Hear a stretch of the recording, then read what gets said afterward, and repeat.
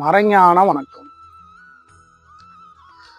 இந்த ஆன்மீகம், இந்த பக்தி, இந்த யோக முறைகள் இது எல்லாமே உளவியல் மோசடி செய்யக்கூடியதா இப்ப மாறிடுச்சு. இது உண்மையிலேயே உளவியல் மாயை. இந்த மாயையை பத்தி சொல்லி கொடுக்குற மாஸ்டர்ஸ் இருக்காங்களே, குருநாதர்கள், அவங்க எல்லாத்தையும் நான் திருடேன்னு சொல்லலை. அதுல உள்ளவங்களுக்கு உண்மை தெரியாம அதை நம்பிக்கிட்டு செய்யறாங்க.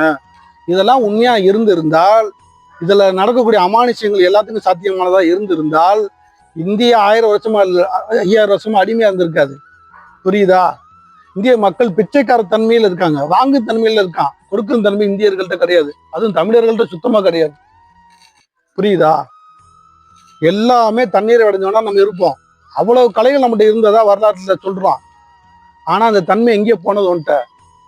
அதனால ஆன்மீகம் அமானுஷ்யங்கள் பெரும்பாலானவை மாயை, பொய்யானது.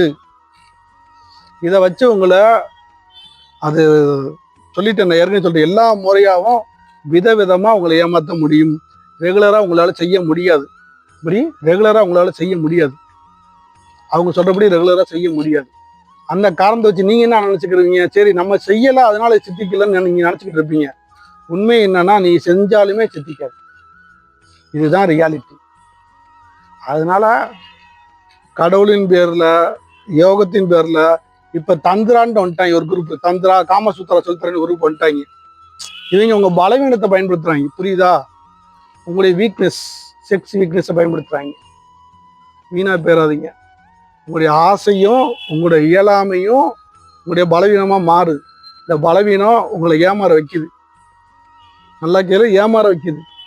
உங்களை காப்பாத்துறவங்கள கண்டுகொள்ளாம இருக்க செய்யறதும் இந்த பலவீனம் தான். இந்த பலவீனத்தை நீங்க தெரிஞ்சிட்டீங்கன்னா உங்களை காப்பாத்துறத தேடி வருவீங்க. பேரன்பு வந்துடும்.